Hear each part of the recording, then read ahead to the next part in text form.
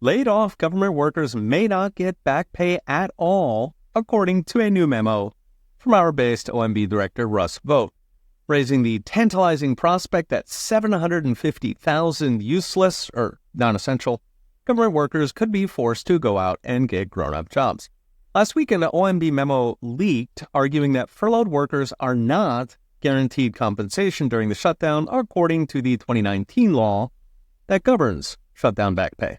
This matters partly because federal workers make $147,000 a year, including benefits, meaning these useless workers are costing us $3 billion a week to nap on the couch instead of napping in the office. But it also matters because it raises pressure on Democrats who are caught between the rock of angry activists forcing them to fight and 750,000 federal workers who are the Democrats' real base, giving Democrats roughly 92% of their votes and their donations, while their tax-funded government unions provide the foot soldiers for Democrats in elections.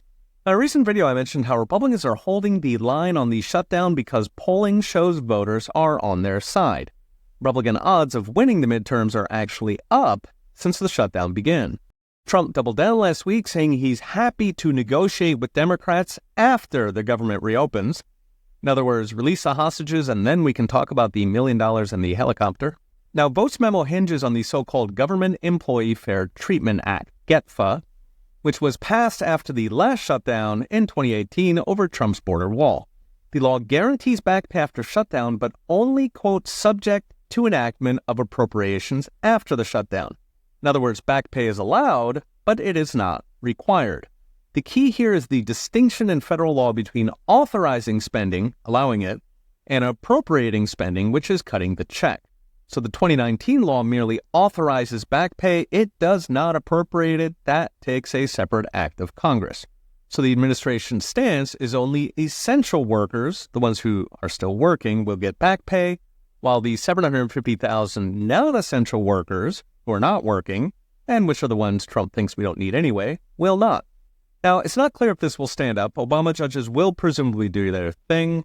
But worst case, we're back to the magic 61-day countdown, when established law says you can fire federal workers permanently after 60 days of shutdown.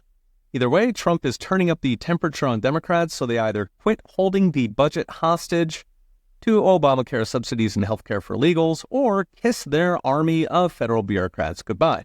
So what's next? Brought to you by I Trust Capital. Prediction market Kalshi is now saying 33 days of shutdown. That's up from 5 when it started. Democrats almost certainly won't surrender before the October 18th No Kings rally, when their crazies will be flexing.